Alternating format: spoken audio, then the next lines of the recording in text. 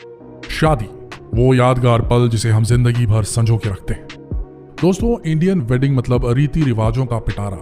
ये पिटारा खुलते ही घर में त्योहार जैसा माहौल बन जाता है। इंडियन वेडिंग में कुछ अजब गजब ना हो, ऐसा कैसे हो सकता है? आज हम आपको अपनी इस वीडियो में कुछ ऐसी सच्ची घटनाओं से वाकिफ करवाएंगे जिसे सुनकर आप हैरान परेशान हो जाएंगे। दोस्तों, दूल्हे ने दहेज में मांगी कार।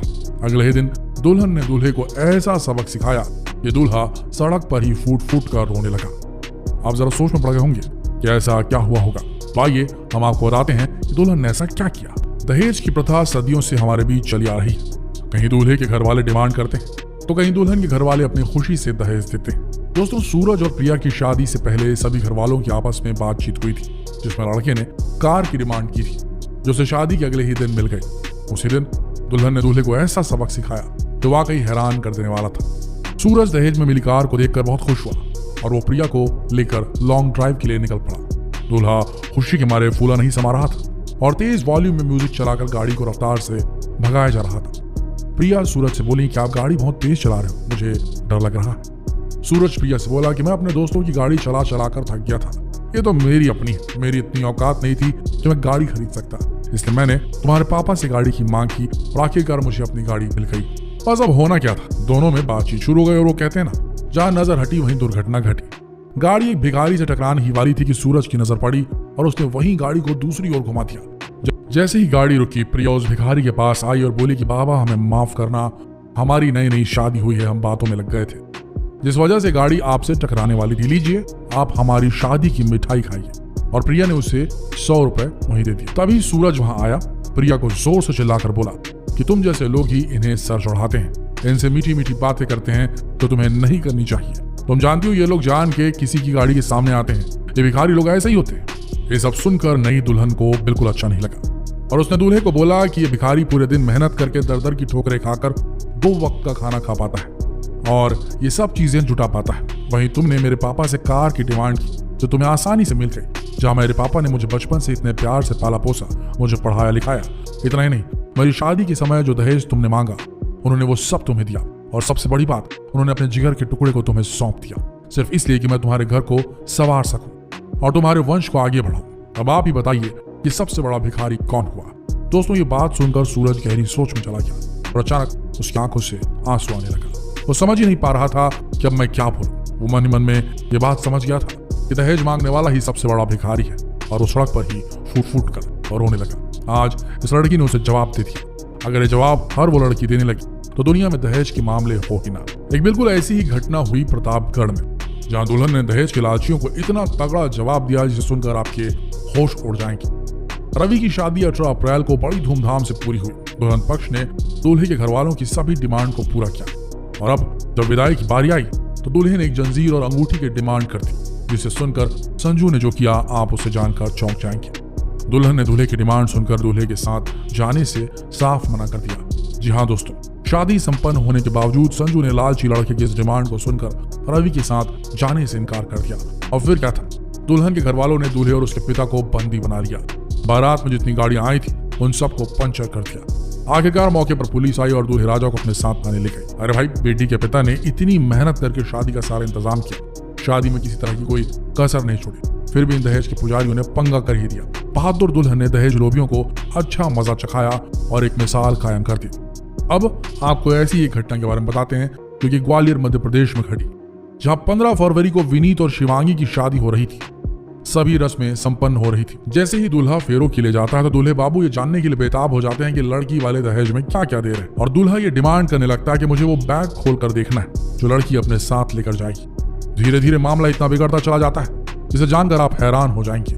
दोनों पक्षों की लड़ाई इतनी लंबी हो गई कि विदाई का समय हो गया और लास्ट में दूल्हे को अकेले ही घर वापस लौटना पड़ा, क्योंकि लड़की ने ऐसे लालची लोगों के साथ जाने से साफ मना कर दिया।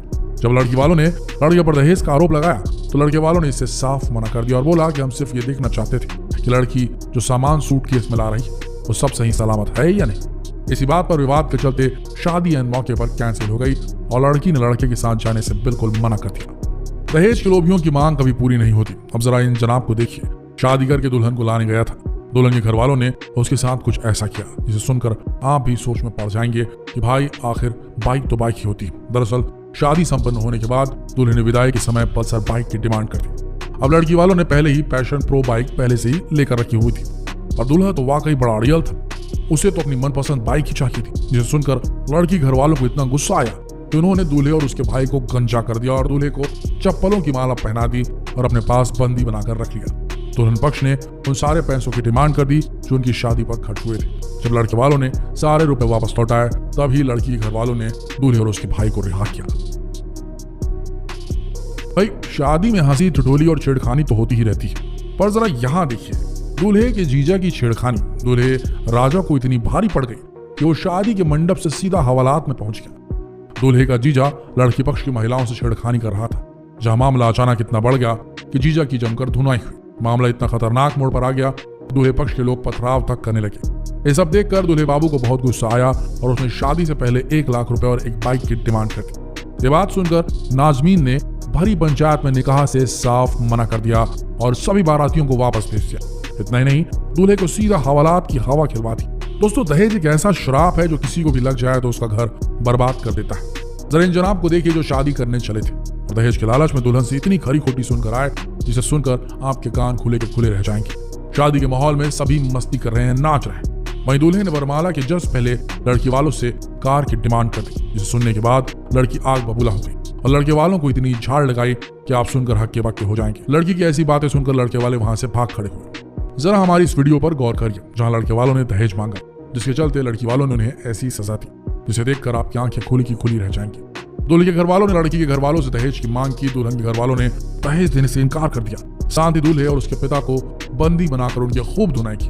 दोस्तों, कहते हैं ना, हौसला बुलंद तो जीत ली हर जंग। कुछ ऐसा ही जज्बा नजर आया एल्बा मेंडेरेल में। एल्बा की शादी 2017 में तय हुई थी, जिसमें लड़के वालों ने अच्छे खासे दहेज की मांग कर दी। लड़की ने लड़के घर वालों को ऐसा करारा जवाब दिया जो वाकई तारीफ के काबिल था। एल्बा ने बचपन से ही संघर्षों का सामना किया था, इस बीच अपनी पढ़ाई को भी पूरा किया। ऐसे में दहेज की मांग को लेकर उसे इतना गुस्सा आया कि उसने शादी से साफ इनकार कर दिया और उसके बाद उसने कुछ ऐसा कर दिखाया जिसके बाद पूरा उत्तराखंड एल्बा की तारीफों के पुल बांधता है। दोस्तों, लड़की ने सरकारी और गैर सरकारी दफ्तरों में काम करके अपनी पढ़ाई को पूरा किया। वो अपनी कमाई का आधे से ज्यादा हिसाब गरीब बच्चों को पढ़ाई में लगा दी। आखिरकार 2019 में उसने असिस्टेंट प्रोफेसर की परीक्षा में टॉप किया। उसने अपनी काबिलियत के बल पर हस्ती बनाई और अपने परिवार को भी अच्छा भविष्य दिया। वाकई एल्बा ने संघर्ष करते हुए एक ऐसा मुकाम हासिल किया जो बेहद मुश्किल और ऊंचा है। वो आज सभी के लिए प्रेरणादायक है। आज के समय में एल्बा एक मल्टीनेशनल कंपनी में अच्छी पोस्ट पर काम करती है। दहेज के लालचियों की आज भी देश में कमी नहीं है। जरूरत है तो जागरूकता की। दहेज लेना आज के समय में एक जुर्म माना जाता है, वहीं दहेज देना भी लालची की लालच को और बढ़ावा देता है। आप खुद ही तय कर लीजिए कि आप दहेज से शादी करना चाहते हैं या फिर एक ऐसे जीवन साथी से जो आपका जिंदगी भर साथ निभाए और आपके हर सुख दुख में आपका साथ दे। जितना हो सके इस महत्वपूर्ण संदेश को देश भर में फैलाइए। फेसबुक, व्हाट्सएप, यूट्यूब सब पर शेयर कीजिए। ये संदेश इस देश के हर कोने तक पहुंचना बेहद जरूरी है। धन्यवाद।